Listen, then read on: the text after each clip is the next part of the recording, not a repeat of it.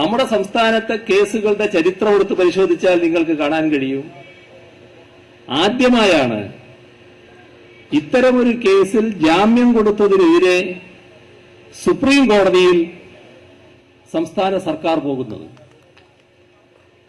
അതും ഈ സർക്കാർ പോയി. അത്രമാത്രം കരുതലോടെയാണ് ആ കുടുംബത്തിന്റെ കാര്യത്തിൽ സർക്കാർ ഇടപെട്ടിട്ടുള്ളത്.